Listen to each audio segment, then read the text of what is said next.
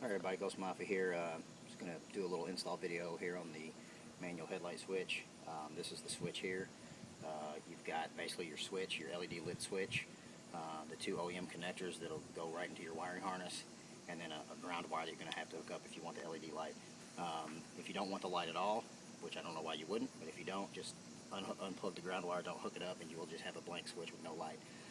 For the sake of speeding this up, I've already got my ground wire installed in the bike. So I'm going to pull this off for a second, and then I've already got my panels loose and everything, but it's basically as simple as this. You're just going to, on the TLS anyway, you're going to just loosen this, take this off. I've already got my switch installed, as you can see. It's pretty critical. There's not a lot of room there for error as far as the size hole you drill. It's a 0.8 inch hole. I actually went 0.78 inches with my unibit, and then I kind of just squeezed the switch in there to make sure it wasn't snug, because the difference in the switch and the flange is very little.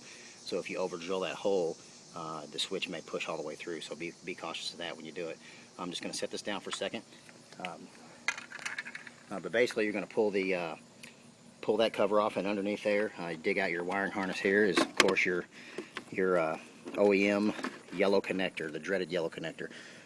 This switch is designed to just unplug this connector from here, and then this is going to plug in line.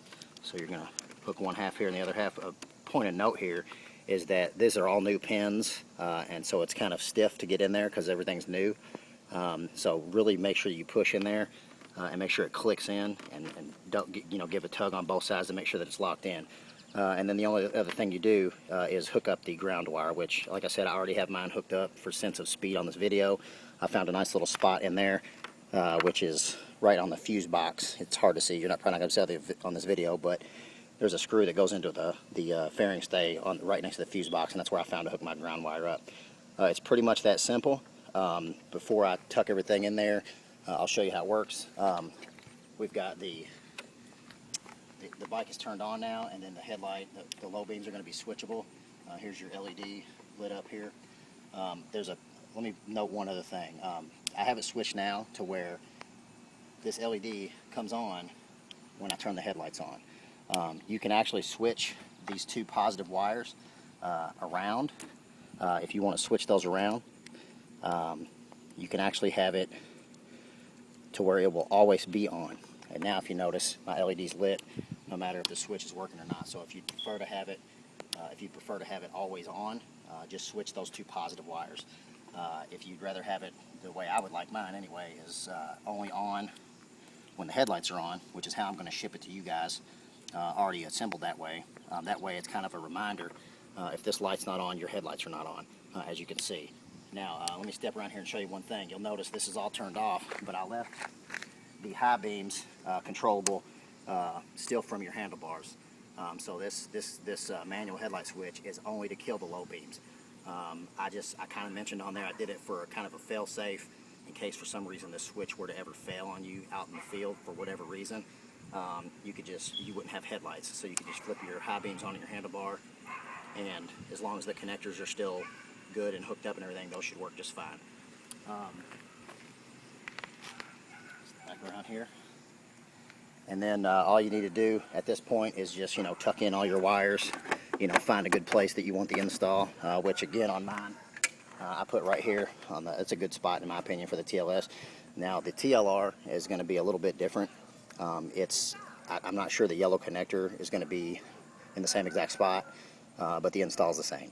Find you a nice place for your ground wire, and then plug and play in your yellow harness.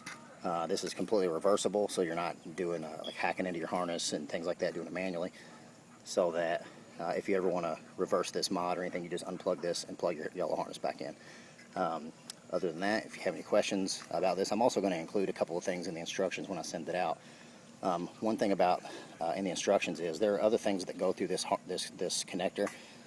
You've got your turn signals, you've got your horn, you've got your clutch position sensor, and things like that. So I'm going to include a list of things that go through that little harness that we're plugging and playing through. And I'm going to test every switch before it leaves here that everything works. But just in case when it arrives to you, the first thing I would do is plug it in, and then before you mount it all up and everything, just double check all those things.